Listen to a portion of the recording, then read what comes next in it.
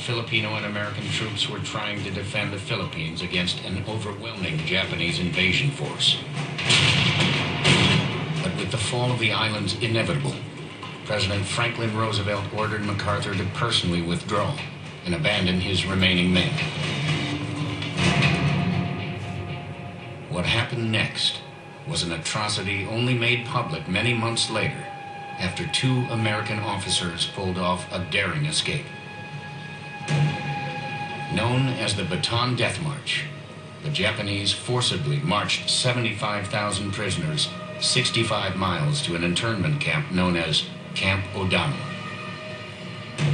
Along the way, they brutalized them, subjecting them to unspeakable acts of violence. An estimated 10,000 died during the march. Now, in the fall of 1944, General MacArthur and the American military are ready to return to the Philippines to liberate the islands and rescue the survivors of the Bataan Death March.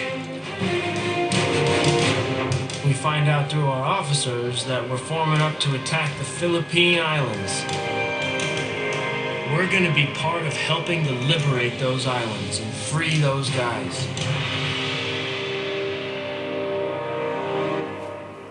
18-year-old sailor Jack Hewson and his destroyer escort, USS Samuel B. Roberts, are sailing with the U.S. 7th Fleet, part of an American armada of more than 600 ships steaming toward the Philippine Islands. We're taking 250,000 troops. Our convoy is 20 miles wide, 35 miles long. Every kind of ship imaginable. And a few I couldn't have pictured even in my wildest dreams. Hewson and his ship are going to take part in the first crucial hurdle in the Philippine campaign, recapturing the island of Leyte. Located on the outer eastern edge of the central Philippine archipelago, Leyte will provide the U.S. military with an important staging area to support the eventual invasion of Luzon and the liberation of the Philippine capital at Manila. It's our job to keep any Japs from sneaking through and attacking our landing forces. If we don't do our job, men ashore will die. As Hewson and his ship take up defensive positions off the island of Samar, 100 miles to the southwest, the U.S. 6th Army approaches Leyte's beaches. As we head in, I can feel the tension rising. Just thinking that we are to be some of the first men to hit the beach.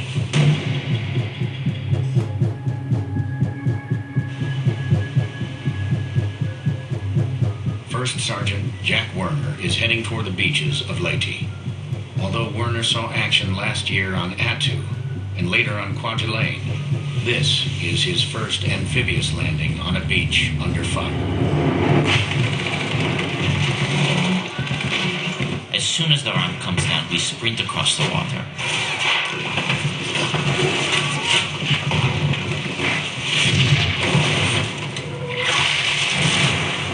A mortar hits right behind me. My commanding officer is dead, and a bunch of other guys are wounded. Werner and his platoon sprint toward the thick dune grass at the edge of the beach. It's so dense we can't see anything. Seems like a good place to take cover and regroup for a moment. Jap fire is coming down around us. I don't understand how they can possibly see us through the grass. And then it dawns on me.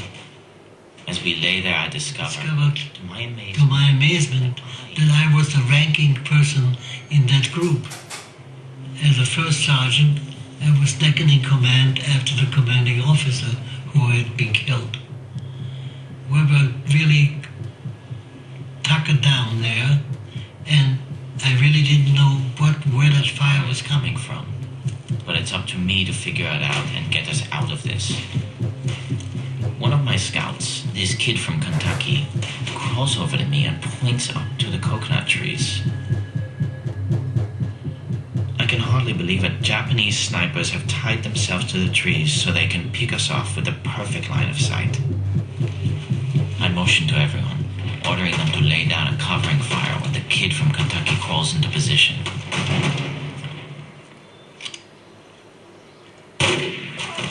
And just like that, he takes care of 2 of them himself.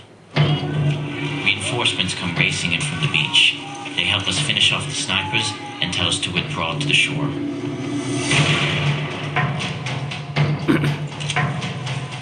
I was only in command for an hour, but I feel I did reasonably well. At least I didn't get anybody killed.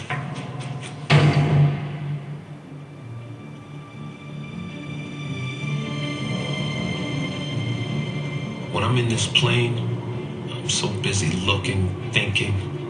There's so many instructions. It's a lot to know. But once you get the hang of it, you can do things that birds can't do. 1 year ago, 22-year-old Arkansas native Shelby Westbrook was a welder living in Toledo, Ohio. Now he's in Alabama, training to become a pilot with the Army Air Force's first all-black fighter group.